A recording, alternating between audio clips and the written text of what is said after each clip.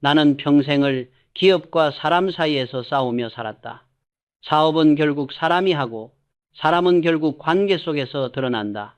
그래서 나는 어느 순간부터 자산과 부채를 숫자가 아니라 사람으로 계산하기 시작했다. 재무제표만큼이나 중요한 것은 인간관계의 제표였다. 어떤 사람은 옆에 있기만 해도 마음이 맑아지고 사고가 선명해진다. 그들은 나에게 지혜를 주고 평정을 주고 더 큰 결정을 내릴 수 있는 여유를 준다.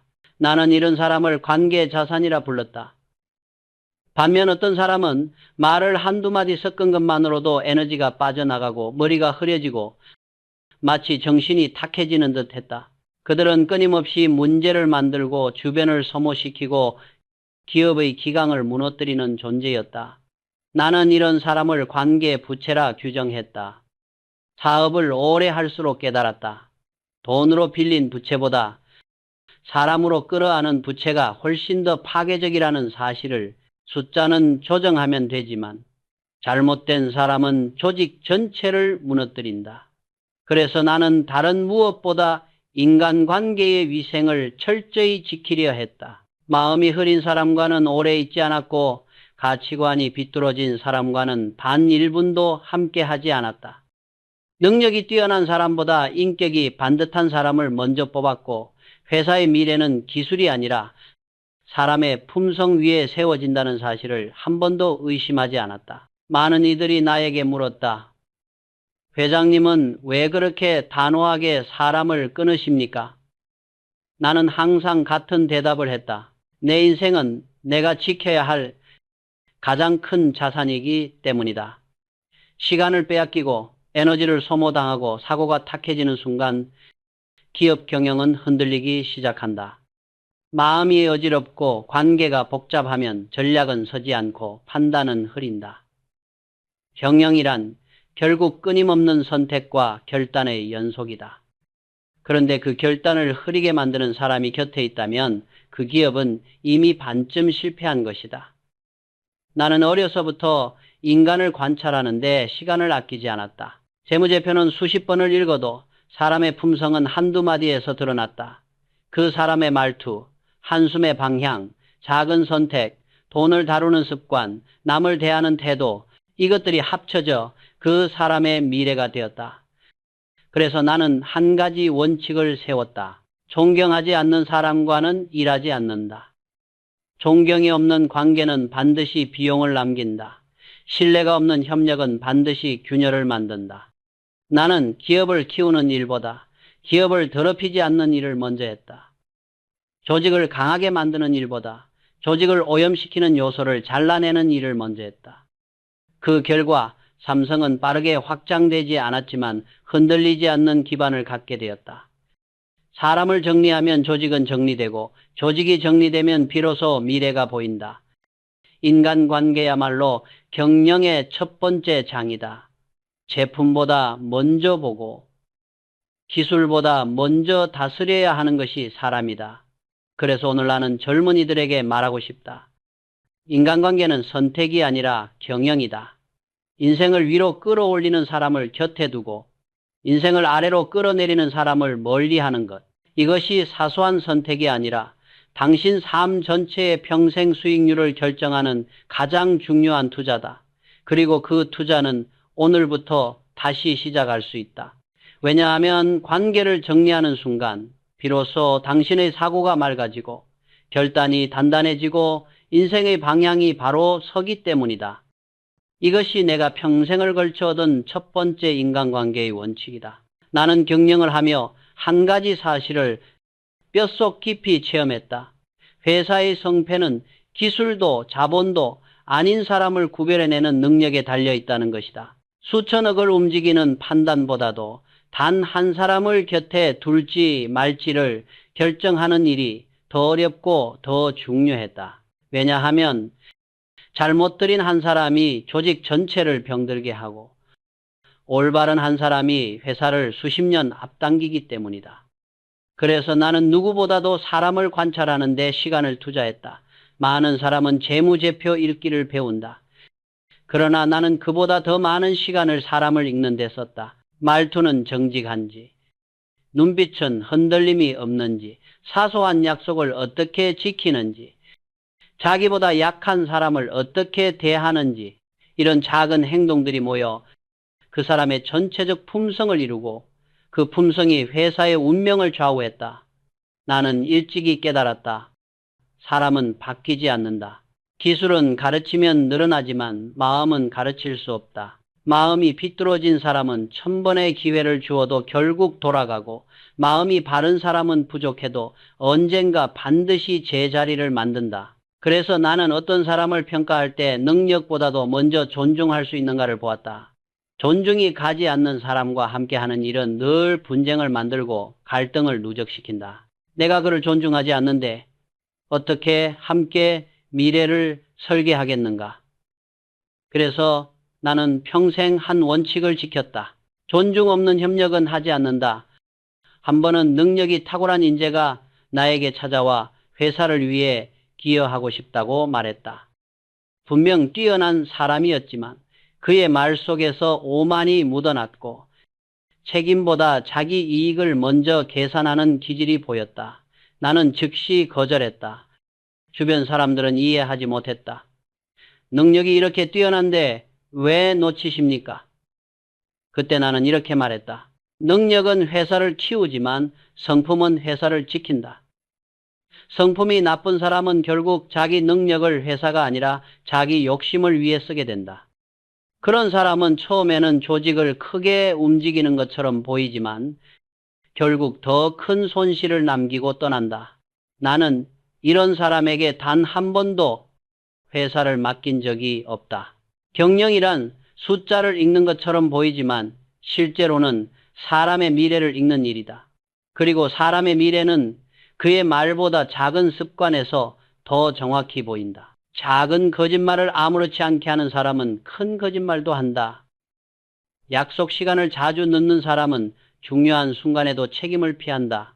조직의 규칙을 가볍게 여기는 사람은 위기 때 반드시 조직을 버린다. 그래서 나는 늘 말했다. 작은 버릇이 그 사람의 운명을 만든다. 기업은 결국 사람들이 모여 만든 하나의 생명체다. 그 생명체가 건강하려면 구성원의 품성이 건강해야 한다. 그래서 나는 회사의 성장보다 먼저 사람을 바로 세우는 일을 했다. 능력이 부족한 사람은 키우면 되지만 마음이 틀어진 사람은 스스로를 바로잡지 않는 한 절대 변하지 않는다. 인재는 키우면 되지만 잘못된 사람을 끌어안으면 회사는 병든다.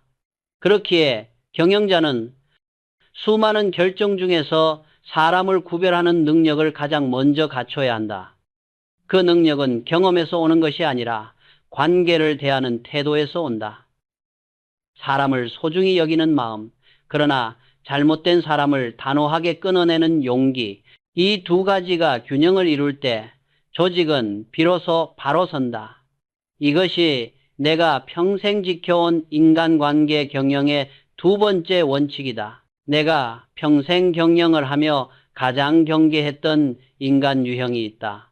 바로 항상 세상을 탓하며 살아가는 사람, 이른바 피해의식형 인간이다. 나는 수많은 직원을 보고 수많은 임원을 보았지만 능력이 부족한 사람보다 더 위험한 존재는 바로 이 피해의식에 빠진 사람이었다. 왜냐하면 이들은 문제를 해결할 마음이 없기 때문이다.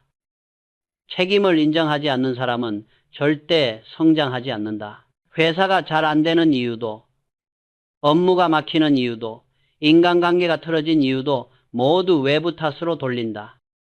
상사가 무능해서, 동료가 방해해서, 시장이 나빠서, 운이 없어서 한 번도 자신에게 원인을 묻지 않는다. 이런 사람일수록 말은 그럴듯하게 하지만 실제 행동은 늘 제자리다. 나는 평생 경영을 하며 이런 부류의 사람에게 시간을 쓰지 않았다. 왜냐하면 이들은 조언을 구하는 척하면서도 절대로 변하지 않기 때문이다. 문제를 해결할 생각보다는 자신의 처지를 정당화하고 자신이 불쌍하다는 증거를 모으는 데 열중한다. 그 과정에서 주변의 에너지를 끝없이 빨아들인다. 나는 어느 임원을 통해 이런 사람을 여러 번 보았다.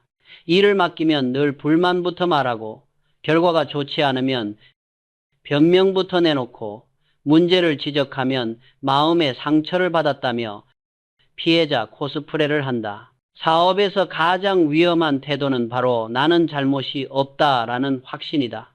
이 태도는 성장의 문을 완전히 닫아버린다. 더 무서운 점은 이 피해의식이 주변까지 오염시킨다는 것이다. 조직 안에서 이런 사람이 한 명이라도 생기면 그 사람의 불만과 비관은 암세포처럼 번져 조직의 분위기를 흐리게 하고 성실한 사람들까지 의욕을 잃게 만든다. 나는 회사 초창기부터 이런 사람을 철저히 걸러냈다. 아무리 능력이 있어도 피해의식이 있는 사람은 장기적으로 조직을 해친다. 왜냐하면 그들의 사고에는 희망보다 불만이, 해결보다 회피가, 책임보다 변명이 자리 잡고 있기 때문이다. 사업은 늘 예측할 수 없는 문제와 싸우는 일이다. 그런데 문제 자체보다 더 위험한 것은 문제를 대하는 태도가 삐뚤어진 사람이다. 그들은 작은 장애물 앞에서도 낙담하고 실패의 단서를 발견하면 스스로를 강화하는 대신 세상을 탓하는 데 집중한다. 나는 성공한 사람들의 공통점을 자주 관찰했다. 그들은 실패해도 남 탓을 하지 않았고 상황이 나빠도 자기의 몫을 먼저 찾았다. 반면 실패하는 사람들은 늘 같은 패턴을 보였다. 남 탓을 하고 환경 탓을 하고 운 탓을 한다. 이것이 바로 인생과 경영의 큰 갈림길이다.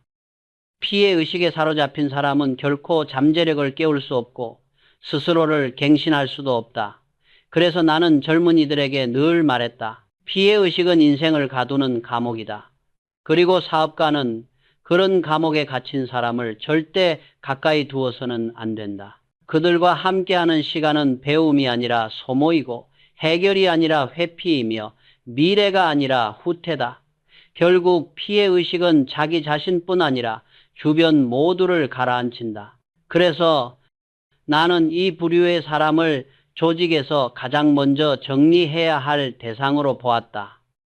왜냐하면 그들을 멀리하는 순간 비로소 조직의 공기가 맑아지고 일의 흐름이 바로 서고 사람들의 태도가 선명해지기 때문이다. 이것이 내가 평생 경계해온 인간관계의 첫 번째 위험이다. 피해의식에 사로잡힌 사람을 내가 가장 경계한 이유는 단순히 그들이 부정적이기 때문이 아니다. 그들의 사고방식은 문제를 해결하는 대신 문제를 재생산하는 구조를 가지고 있기 때문이다. 나는 사업 초기부터 수많은 사람을 관찰하며 한 가지를 분명히 깨달았다. 피해의식은 감정이 아니라 습관이며 이 습관은 시간이 지날수록 강해지고 결국엔 삶 전체를 잠식한다. 그들의 말은 늘 같다. 내가 이렇게 된 건 세상 때문입니다. 나는 잘못이 없는데 운이 나쁜 겁니다. 누가 나를 도와주지 않았습니다. 이러한 사고방식은 사람을 무력하게 만들고 스스로 움직일 이유를 사라지게 한다. 내가 본 피해의식형 인간들의 가장 큰 특징은 스스로 변화할 의지가 전혀 없다는 것이었다. 변하려면 고통을 감수해야 하고 자기 자신의 부족함을 인정해야 한다. 그러나 피해의식에 빠진 사람은 그것을 두려워한다. 그래서 문제를 마주하는 대신 문제를 계속해서 미루고 비난을 쌓아간다. 나는 이런 유형의 사람에게 반복해서 기회를 주는 것이 오히려 회사의 시간과 에너지를 낭비하는 일이라는 것을 여러 번 경험했다. 그들은 조언을 구하는 듯 행동하지만 실제로는 해결책을 받아들이지 않는다. 조언은 그들에게 불편함일 뿐이다. 왜냐하면 해결책을 받아들인다는 것은 스스로의 책임을 인정해야 하기 때문이다. 그래서 그들은 해결보다 설명을 원하고 발전보다 동의를 원한다. 이러한 사람을 가까이에 두면 조직 구성원들의 사고방식까지 흐려지기 시작한다. 나는 실제로 한 부서를 맡은 팀장이 피해의식이 강한 사례를 본 적이 있다. 그는 성과가 좋지 않을 때마다 상황이 나빴다, 팀원이 부족했다, 다른 부서가 나를 도와주지 않았다는 말만 반복했다. 처음에는 그의 말이 일리가 있어 보였다. 그러나 시간이 지날수록 팀 전체의 분위기가 미묘하게 변했다. 팀원들까지 자신들의 실패를 외부 탓으로 돌리기 시작했다. 업무 속도는 지연되고 책임감은 약해지고 서로 간의 신뢰는 무너졌다. 피해의식은 이렇게 한 사람에서 시작해 조직 전체로 번지는 감정의 전염병이다. 그래서 나는 능력이 부족한 사람보다 태도가 비뚤어진 사람을 훨씬 더 위험하게 보았다.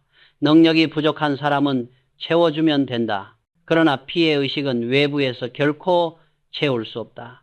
그들 스스로가 내려놓지 않는 한 절대로 변하지 않는다. 그래서 나는 이 부류의 사람을 조직에서 반드시 멀리해야 한다고 강조해왔다. 그리고 더 중요한 사실이 있다. 피해의식은 단순히 삶을 힘들게 만드는 수준을 넘어서 스스로의 미래를 봉인하는 감정이다. 자신을 피해자로 규정하는 순간 삶의 주도권은 사라지고 모든 가능성은 얼어붙는다. 피해자는 시도할 이유가 없고 도전할 이유가 없으며 성장할 이유도 없다. 왜냐하면 실패해도 내 탓이 아니다 라고 스스로를 위로하기 때문이다. 이런 심리가 반복되면 불평은 점점 커지고 행동은 점점 줄어들며 결국에는 인생 전체가 정체되어 버린다. 나는 젊은 이들에게 항상 말했다. 불평은 습관이 되고 습관은 성격이 되고 성격은 운명이 된다. 그래서 피해의식은 단순히 부정적인 감정이 아니라 그 사람의 인생을 뒤틀어버리는 가장 강력한 독이다. 조직은 이런 독을 품을 여유가 없다. 나 또한 그런 사람을 가까이 두지 않았다. 그들을 멀리하는 일은 잔인해 보일 수 있다. 그러나 이것은 사람을 버리는 것이 아니라 내 삶과 조직을 지키는 선택이다. 피해의식형 인간을 끊어내는 순간 조직은 비로소 건강한 에너지를 되찾고 사람들은 자신의 몫을 찾기 시작하며 분위기는 다시 생기를 띈다. 이것이 내가 피해의식형 사람을 첫 번째로 경계했던 이유다. 내가 평생 경영을 하며 가장 단호하게 멀리한 두 번째 유형의 사람은 바로 머리는 비상하지만 마음은 삐뚤어진 사람, 즉 도덕이 결핍된 인재였다. 많은 사람들은 능력이 뛰어나면 조직에 도움이 된다고 생각하지만 나는 정반대였다. 능력이 뛰어나면서 도덕이 부족한 사람은 조직을 가장 빠르게 무너뜨리는 위험 요소였다. 나는 수많은 천재형 인재들을 봐왔다. 말솜씨가 뛰어나고 머리가 빠르고 누구보다 성과를 내는 사람들. 그러나 그런 사람일수록 나는 더욱 멀리했다. 왜냐하면 나는 너무 많은 사례를 통해 배웠기 때문이다. 머리가 좋으면 사고도 크게 친다. 머리는 엔진과 같고 도덕은 핸들과 같다. 핸들이 조금만 틀어져 있어도 엔진이 강할수록 더 빠르게 더 크게 사고가 난다. 그리고 그 사고는 개인의 인생뿐 아니라 조직 전체를 파괴한다. 내가 젊었을 때 회사에 한 직원이 있었다. 누구보다 성과가 좋았고 뛰어난 실적을 내며 사람들의 주목을 받았다. 그러나 나는 그 사람을 경계했다. 왜냐하면 그는 작은 유혹 앞에서 쉽게 타협했고 자신에게 유리하다면 규칙을 슬쩍 넘어가며 책임보다는 이익을 우선으로 두었다. 다른 사람들은 말했다. 회장님, 능력 있는 사람 아닙니까? 저 정도 인재라면 조금의 일탈쯤은 넘어갈 수 있지 않습니까? 그때 나는 이렇게 답했다. 작은 일탈은 큰 부정의 예고다. 작은 거짓말을 쉽게 하는 사람은 결국 큰 거짓말도 한다. 작은 규칙을 우습게 여기는 사람은 결국 큰 규칙도 무시한다. 사람의 성품은 상황에 따라 변하는 것이 아니라 일관성을 가지고 반복된다. 그래서 나는 작은 도덕적 결함에서도 그 사람의 미래를 보았다. 능력이 뛰어난 사람은 단기간에는 회사를 크게 움직이는 것처럼 보일 수 있다. 그러나 장기적으로 보면 그들의 도덕적 결함이 조직 전체를 병들게 하고 결국 회사는 내부에서부터 무너진다. 이것이 바로 유능한 도덕이 무서운 이유다. 나는 이런 사람을 절대로 중용하지 않았고 중요한 자리에 올리지도 않았다. 또한 나는 도덕이 결핍된 인재가 만들 수 있는 조직적 손해를 직접 경험한 적도 있다. 한 부서의 팀장이 성과를 위해 동료를 속이고 협력업체에 비윤리적 요구를 했고 결국 회사는 큰 신뢰 손실을 입었다. 그 사람이 떠난 뒤 남은 것은 성과가 아니라 믿음의 붕괴와 조직의 피로감이었다. 기업은 돈으로만 움직이지 않는다. 기업이 진짜로 굴러가는 힘은 신뢰다. 신뢰가 무너지면 조직은 매일 내부 감시에 에너지를 쓰고 모든 의사결정은 늦어지고 사람들이 서로를 경계하게 된다. 내부의 불신은 외부의 경쟁보다 더 위험하다. 그래서 나는 기업을 운영하며 늘 말했다. 신뢰는 가장 값싼 비용이지만 불신은 가장 비싼 비용이다. 도덕이 결핍된 인재는 회사의 성과가 아니라 리스크를 가져온다. 그 리스크는 어느 날 갑자기 폭발하고 회사를 시장에서 퇴출시키는 치명적 결과로 이어질 수 있다. 그래서 나는 끝까지 원칙을 지켰다. 아무리 능력이 뛰어나도 도덕이 부족한 사람은 단 한 발짝도 가까이 두지 않는다. 반대로 나는 평범해 보여도 정직하고 성실한 사람을 중용했다. 능력은 시간이 지나면 키울 수 있다. 그러나 도덕은 어떤 교육으로도 바꿀 수 없다. 그것은 그 사람이 쌓아온 삶의 결과이며 위기 앞에서 드러나는 본질이기 때문이다. 이것이 내가 두 번째로 반드시 끊어야 한다고 말하는 인간 유형이다. 나는 경영을 하며 수없이 많은 선택을 했다. 그중 가장 잘한 선택이 무엇이냐고 묻는다면 나는 한치의 망설임도 없이 이렇게 말할 것이다. 능력보다 사람의 성품을 먼저 본 일이다. 많은 사람들은 능력이 뛰어난 인재가 회사를 성공으로 이끈다고 믿는다. 그러나 실제 경영의 세계에서는 오히려 그 반대의 사례가 훨씬 많다. 성품이 삐뚤어진 인재는 능력이 높을수록 더 큰 손해를 만들어내며 회사의 기반을 내부에서 무너뜨린다. 나는 이를 여러 번 목격했고 그래서 누구보다 단호해질 수밖에 없었다. 도덕적으로 결함 있는 사람이 조직에 들어오면 가장 먼저 무너지는 것은 성과가 아니라 신뢰의 구조다. 신뢰가 흔들리면 조직의 속도는 급격히 떨어진다. 사람들은 서로를 감시하게 되고 작은 보고에도 확인 절차가 늘어나며 협력 대신 경계가 쌓인다. 회사의 에너지가 미래를 향해 쓰이는 대신 내부를 의심하고 방어하는 데 소모된다. 나는 이를 보이지 않는 비용이라 불렀다. 도덕성이 부족한 인재는 이 보이지 않는 비용을 기하급수적으로 키운다. 그는 자신의 이익을 위해 규칙을 왜곡하고 필요하면 동료를 속이며 자신에게 유리한 방향으로 조직을 설득하려 한다. 표면적으로는 뛰어난 인재처럼 보이지만 속을 들여다보면 조직 전체를 균열시키는 암덩어리와도 같다. 나는 경영을 하면서 가장 조심했던 것이 바로 이 암을 조직 안에 들이는 일이었다. 능력이 뛰어나다는 이유로 작은 일탈을 묵인하면 그 일탈은 곧 조직의 기준을 무너뜨린다.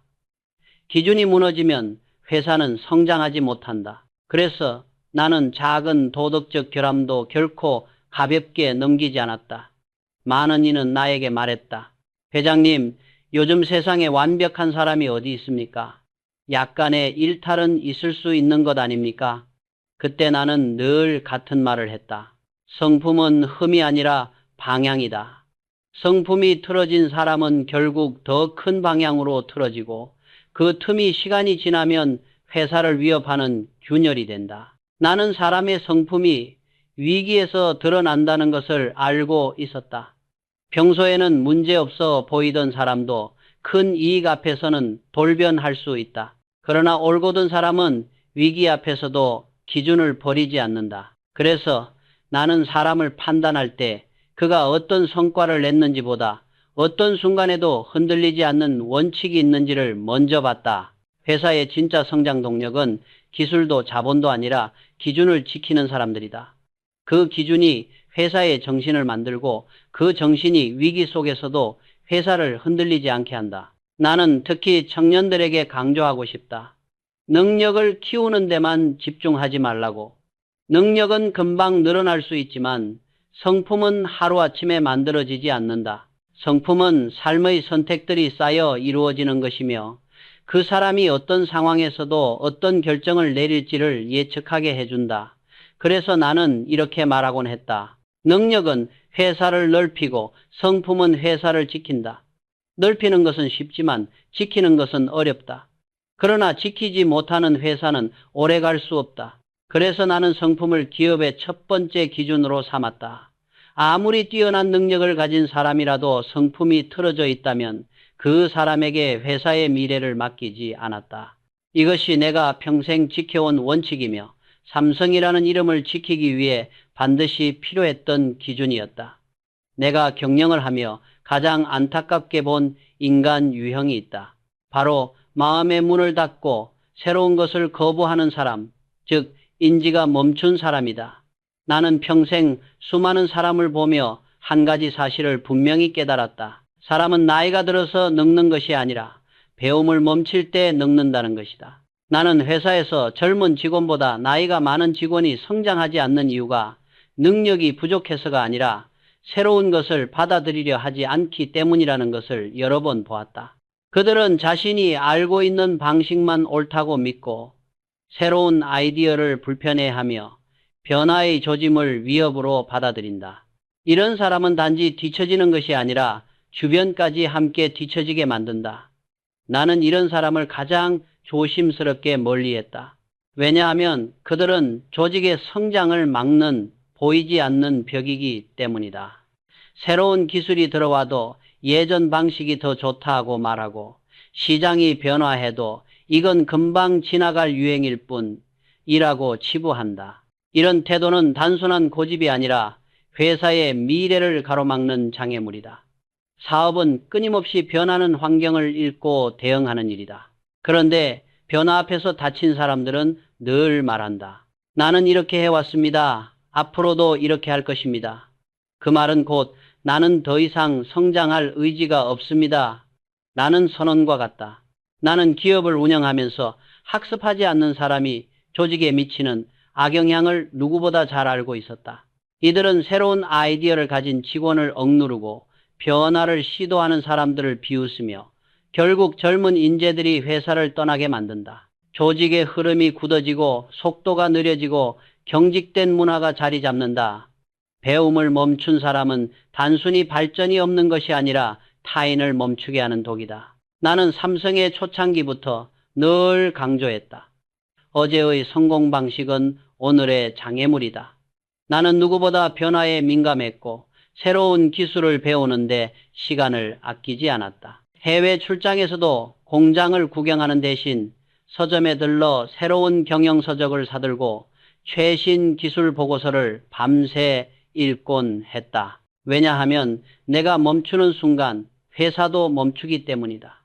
나는 직원들에게도 자주 말했다. 쓴 무기이고 무기는 업데이트 되어야 한다. 그런데 인지가 다친 사람은 무기를 닦기는커녕 녹슨 칼을 들고 전쟁터로 나가려 한다. 시대의 속도가 2배, 3배로 빨라지는 지금 배움을 멈춘 사람은 회사의 발목을 잡는 가장 큰 위험 요소다. 그리고 이런 사람은 고집이 강할 뿐 아니라 주변 사람들까지 배움의 속도를 늦추게 만드는 악영향을 퍼뜨린다. 나는 젊은 직원들이 새로운 생각을 이야기할 때 늘 진심으로 귀를 기울였다. 반면 배움을 거부하는 직원이 고집을 부리면 단호히 선을 그었다. 기업은 다양한 사람이 모인 곳이지만 모두가 같은 속도로 성장해야만 조직이 한 방향으로 움직인다. 인지가 다친 한 사람이 생기면 그 한 사람 때문에 팀 전체가 멈추고 결국 회사의 경쟁력도 멈춘다. 나는 경영자의 가장 중요한 역할 중 하나가 막힌 곳을 제거하는 일이라고 믿었다. 그 막힘이 바로 배움을 멈춘 사람이다. 이들을 가까이 두면 당신도 언젠가 그들의 속도에 맞춰 멈추게 된다. 그래서 나는 이런 사람을 3번째로 반드시 끊어야 할 유형으로 강조했다. 배움을 멈춘 사람은 미래를 잃고 미래를 잃은 사람은 회사를 잃는다. 이것이 내가 평생 겪고 깨달은 조직을 지키는 3번째 원칙이다. 내가 경영을 하며 가장 많이 들은 비판은 회장님은 너무 냉정하다는 말이었다. 그러나 나는 냉정한 것이 아니라 명확한 것이었다. 조직을 건강하게 만들려면 그리고 내 인생을 지키려면 반드시 잘라내야 할 것이 있고 절대로 안아서는 안 되는 사람이 있기 때문이다. 사람을 버리는 것이 아니라 내 삶과 조직을 살리는 일이다. 경영은 선택의 연속이며 선택의 본질은 무엇을 취할 것인가가 아니라 무엇을 버릴 것인가이다. 성공한 사람과 실패한 사람의 차이는 사실 여기에서 갈린다. 성공한 사람은 먼저 버릴 것을 정하고 실패한 사람은 버리지 못해 결국 끌려다닌다. 나는 수십 년간 회사를 키우면서 확신하게 되었다. 사람은 채우기보다 비우기가 더 어렵다. 능력 있는 사람을 들이는 것은 어렵지 않다. 그러나 조직을 해치는 사람을 내보내는 일, 즉 관계를 정리하는 일은 훨씬 더 어렵다. 왜냐하면 사람은 본능적으로 관계를 끊는 것을 두려워하기 때문이다. 감정에 얽매이고 불편함을 회피하고 혹시 변할지도 모른다는 희망으로 시간을 낭비한다.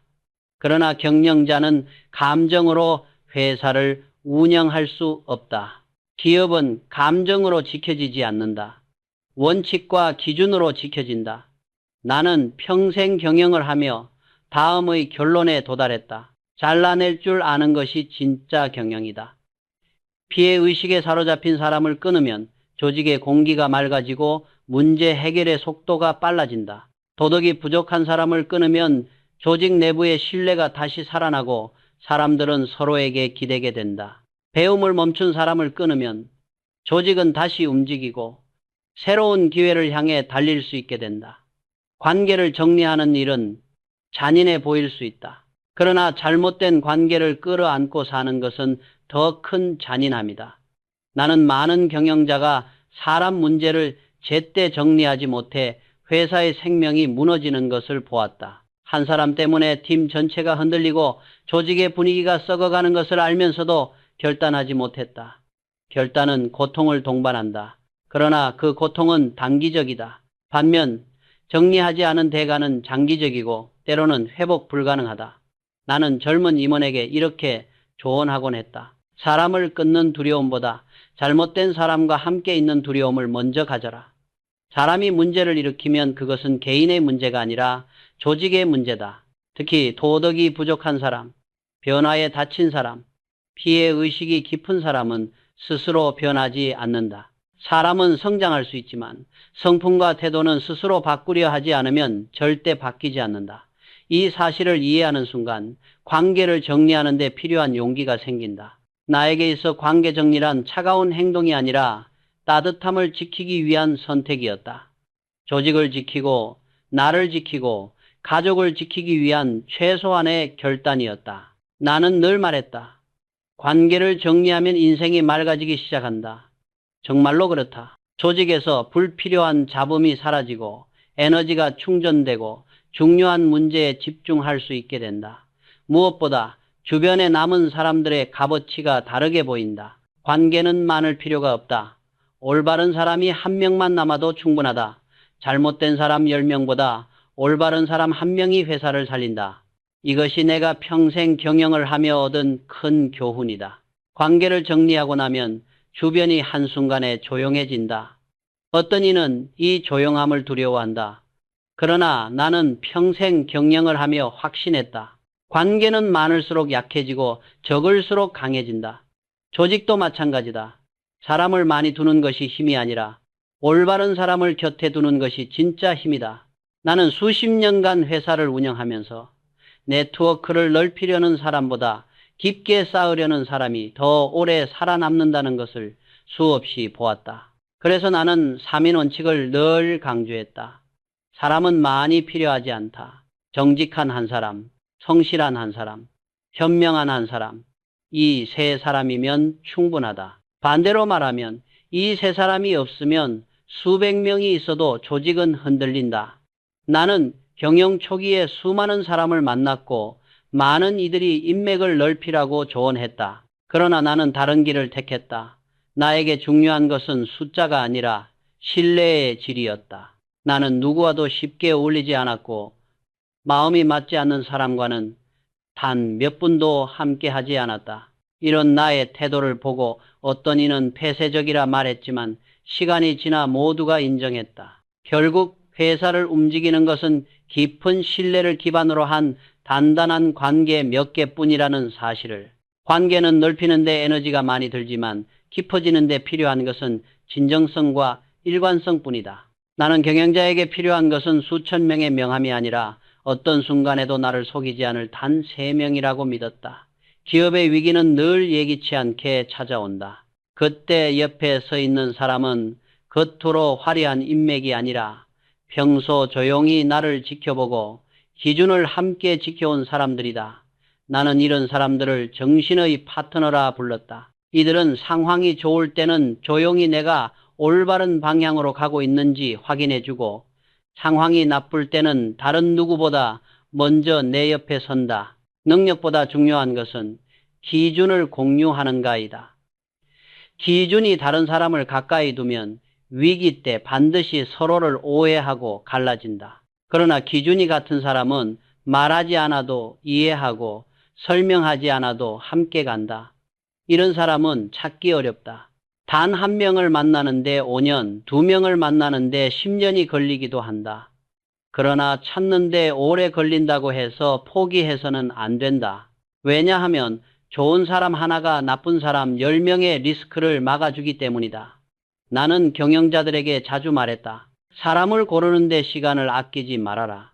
기술은 하루아침에 배우지만 사람은 하루아침에 알 수 없다. 그래서 나는 사람의 성품과 일관성을 보기 위해 오랜 시간을 들였고 그 과정에서 정말 귀한 사람들을 만났다. 그들이 있었기에 삼성은 흔들리지 않았고 나 자신도 흔들리지 않았다. 관계는 많을수록 관리해야 할 비용이 커지고 정리가 힘들어진다. 그러나 적을수록 집중이 가능하고 에너지가 흐른다. 그래서 나는 내가 신뢰하는 단 몇 명의 사람을 인생의 자산으로 삼았다.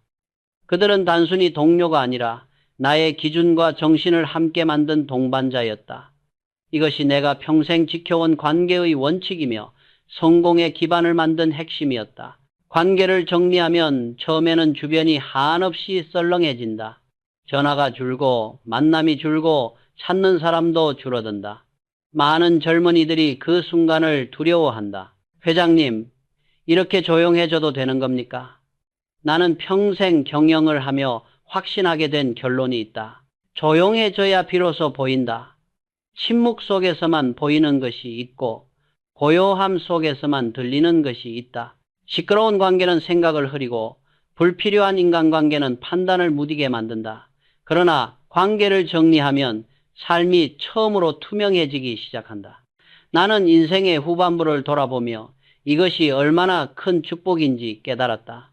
경영자로서도 한 인간으로서도 고요함은 가장 고귀한 자산이었다. 관계를 정리하면 무엇보다 나 자신과 대화할 시간이 생긴다. 사람은 고독을 두려워하지만 나는 고독이야말로 성장의 뿌리라고 믿었다. 고독 속에서 나는 책을 읽고 생각을 정리하고 내 인생의 방향을 다시 세웠다. 세상의 소음이 사라지면 비로소 스스로의 목소리가 들린다.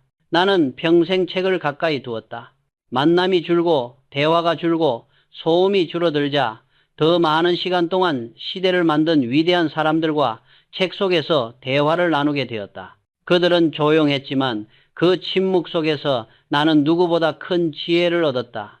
사람들의 수많은 조언보다 책 한 줄이 나를 더 멀리 이끌 때가 많았다. 관계를 비우면 또한 가장 소중한 관계가 선명해진다. 가족, 오래된 동료, 진심을 주고받았던 몇 사람. 나는 경영이 아무리 바빠도 이런 사람들과 함께 있는 시간을 놓치지 않았다. 관계는 넓을 필요가 없다. 깊으면 된다. 깊은 관계는 말이 필요 없고 설명이 필요 없으며 서로의 시간을 빼앗지 않는다. 그저 함께 있는 것만으로도 인생의 축이 바로 세워진다. 관계를 정리한 뒤에 찾아오는 고요는 일종의 자유이기도 하다. 나는 늘 말했다. 시끄러운 세상에서 벗어날 용기를 가져라. 세상의 소란에 휩쓸리지 않기 위해서는 먼저 내 주변의 소란을 정리해야 한다. 관계를 정리한 뒤 찾아온 고요함은 단순한 외로움이 아니라 선택의 자유였다. 더 이상 내가 원치 않는 사람에게 시간을 빼앗기지 않아도 되고 나를 소모시키는 관계에 얽매이지 않아도 된다. 그 시간은 오롯이 나의 것이 된다. 그 시간 속에서 나는 새로운 아이디어를 만들고 회사를 다시 설계하고 미래를 바라볼 수 있었다. 무엇보다 중요한 사실은 관계를 정리하면 운이 바뀐다는 것이다. 사람은 자신과 비슷한 파동을 가진 사람을 끌어당긴다. 내가 피해의식에 빠진 사람을 멀리하면 희망적인 사람이 다가오고 도덕이 바른 사람들과 함께하면 신뢰가 쌓이며 배움을 멈추지 않는 사람들과 있으면 끊임없이 성장하게 된다. 나는 이 변화를 수없이 목격했다. 관계를 정리한 이후부터 내 인생에는 더 이상 불필요한 잡음이 들어오지 않았고 회사에는 기회가 더 많이 찾아왔다. 왜냐하면 나의 기준이 명확해지고 내가 선택하는 사람이 달라지고 결국 내 인생의 흐름 자체가 바뀌었기 때문이다. 마지막으로 나는 이렇게 말하고 싶다. 인생은 어떤 사람을 곁에 두느냐에서 결정된다. 당신의 인생을 끌어올리는 사람과 함께하라. 당신을 흐리게 하는 사람은 단호히 정리하라. 관계를 맑게 하면 삶이 맑아지고 삶이 맑아지면 미래가 밝아진다. 이것은 경영의 철학이자 인생의 철학이며 내가 평생을 걸쳐 도달한 마지막 결론이다.